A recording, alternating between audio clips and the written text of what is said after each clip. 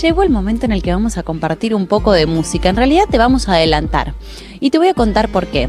Autopista 61 es una banda que nació en el 2008. Tiene influencias de rock and roll y blues y van a estar tocando en el Pasaje Ardo Rocha el sábado 14 de septiembre, así que ya los invitamos a que ustedes puedan ir a disfrutarlos. Pero nosotros estuvimos charlando con los integrantes de esta banda para que nos cuenten un poco, bueno, justamente cuáles fueron sus inicios, cómo fue que nació esta importante banda que, como te decía, tiene influencia de rock y de blues, que tiene sus raíces en ese estilo de música, pero que lograron generar su estilo propio más allá de todo eso. Recorrieron grandes escenarios a nivel nacional y a nivel internacional, llevan más de 50 shows en escena, así que bueno, vamos a compartir entonces qué es lo que nos cuentan los integrantes de Autopista 61.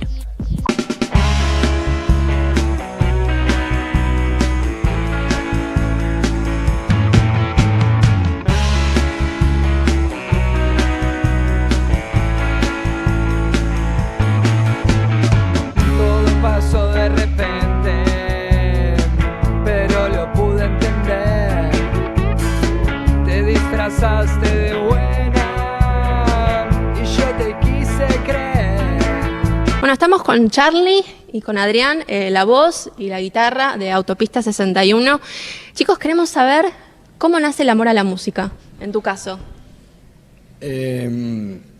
Bueno, el amor hacia la música y la dedicación nace de edad temprana y bueno, siempre fue algo que me atrajo en mi casa, siempre se escuchó música y escuchaba mucha radio y discos, así que de chico siempre fue algo que me acompañó. Además, bueno, mis abuelos y bisabuelos han sido músicos, han tocado distintos instrumentos, piano, violín, integrado muchas orquestas de distintos géneros, de tango, folclore, o de jazz, o de ese tipo de cosas.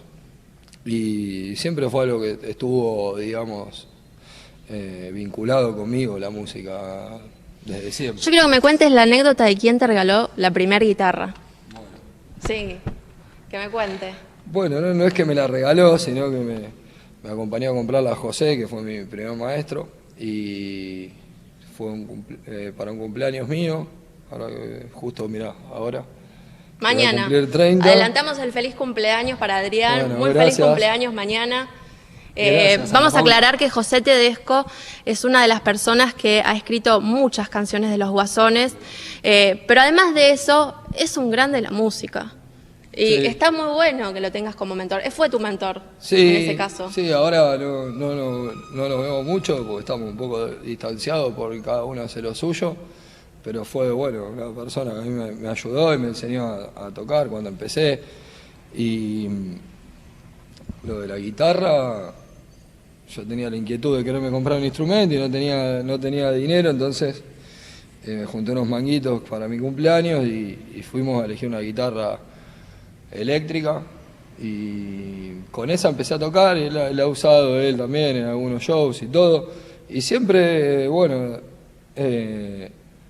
desde que empecé tuve un montón de maestros y gente que me ayudó y respaldó lo que yo fui haciendo.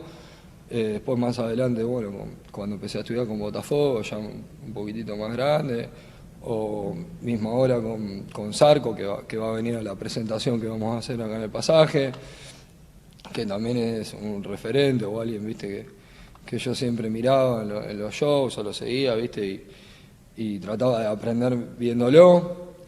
Así que sí, han sido un montón de personas, bueno, ahora Black también, y otros artistas que hemos tocado. Por suerte siempre pude tener, viste, buenos maestros. En tu caso, Charly, ¿cómo empezó el amor a la música? ¿Quiénes fueron tus referentes? ¿Por qué la guitarra? Y en mi caso, digamos, en mi familia no hay ningún antecedente ni nada, ningún músico. Digamos, de generaciones anteriores, ni nada por el estilo.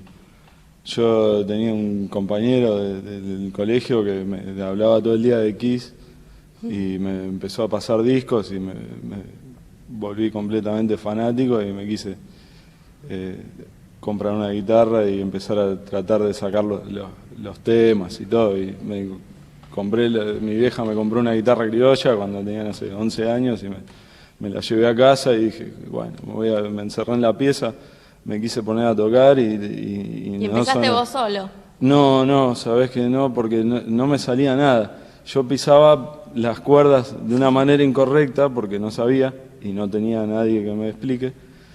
Entonces sonaba mal y estuve toda la tarde y no le pude sacar un buen sonido, entonces dije, no, esto evidentemente no es para mí, la metí en el ropero No. y quedó ahí durante un año la guitarra.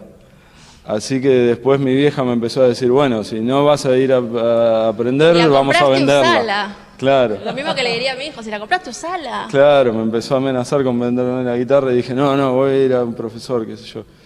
Y bueno, ahí fue cuando empecé a estudiar y siempre mi avance fue de la mano así de diferentes maestros, porque queriendo arrancar por mi cuenta no me fue muy bien. ¿La banda empezó un poco así, un grupo de amigos juntándose por el placer de hacer música, o ya tenían algo en concreto? Nosotros tocamos igual. Lo que no puedo creer es que algún día me iban a preguntar lo de la anécdota de la primera guitarra.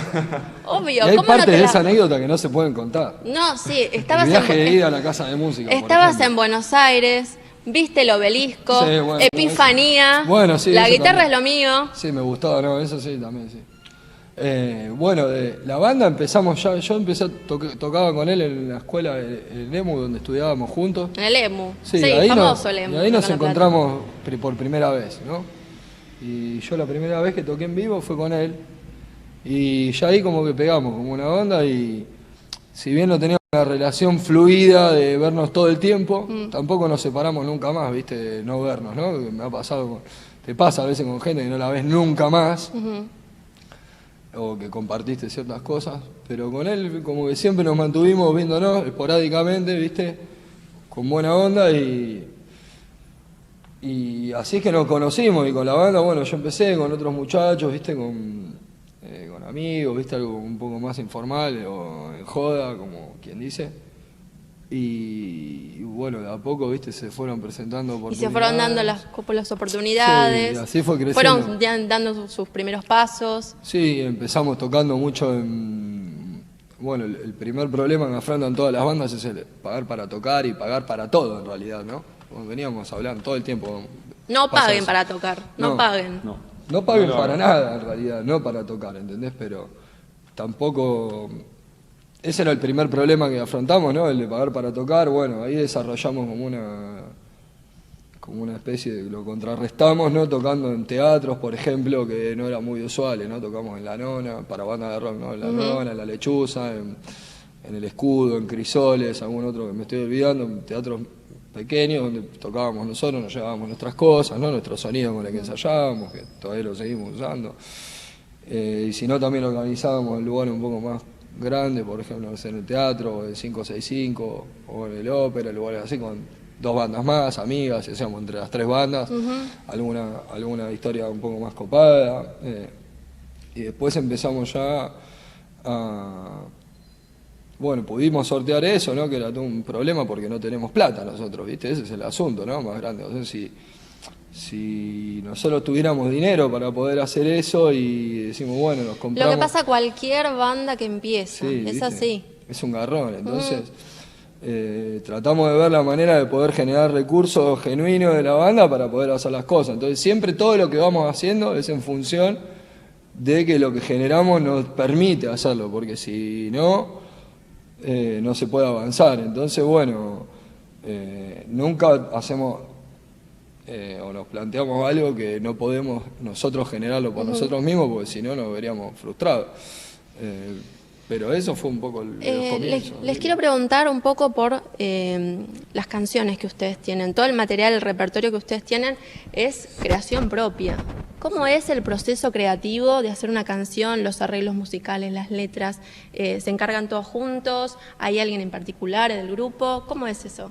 Y hay, digamos, no hay una metodología única, como que las diferentes canciones se van abriendo paso de forma diferente. Pero en general hay, por ejemplo, en el tema de las letras, uno de nuestros compañeros, que es Víctor Marín, es el que escribe las letras de las canciones. Él no participa como músico, como ejecutante en la banda, pero escribe la gran mayoría de las letras de las canciones son de Víctor.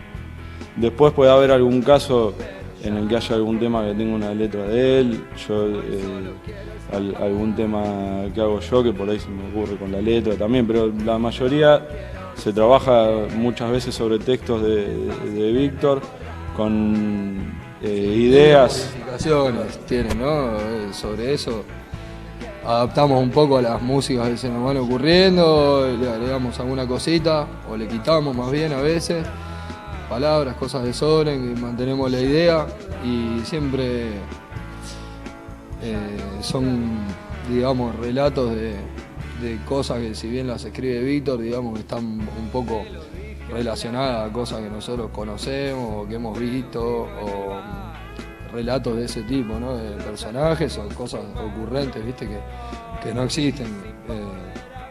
Pero está bueno también que esté la participación esa que se da a veces, viste, en el tango o en otro tipo de género, no es muy habitual en el rock que haya, viste, una participación así con un letrista. Especiales, sí. Sí, viste, y eso se dio natural, entonces como que empezamos casi yo con Víctor, que son las primeras canciones o la base de las canciones, que las hicimos así, empezamos como muy natural, ¿entendés? Fue algo que se presentó, solo se dio y cuando nos quisimos dar cuenta, viste, estábamos haciendo canciones que en ese momento con una ingenuidad terrible porque no iba a pensar, viste, que íbamos a poder hacer eso con los temas, ¿no? De poderlos presentar en vivo y que los conozcan o grabarlos, lo que fuera. Entonces es como, estuvo buenísimo toda esa experiencia en estos 4 años, es como un viaje. Una experiencia que debe haber sido muy buena fue haber grabado su primer sencillo junto con su videoclip en el estudio Ion, donde pasaron leyendas del rock nacional. ¿Qué se sintió estar en el estudio mayor de Ion? Sí, la verdad que es una linda experiencia. Visitar Ion para nosotros era en ese momento. Llegamos a un lugar que no conocíamos, a algo que era completamente nuevo, y llegás y vos entrás y ves las fotos y los carteles con los nombres y todo, ¿entendés? Y de repente pasás ahí, no sé, ves Piazzolla, ¿entendés? Ves los nombres de los músicos, de la gente que trabajó ahí, las fotos.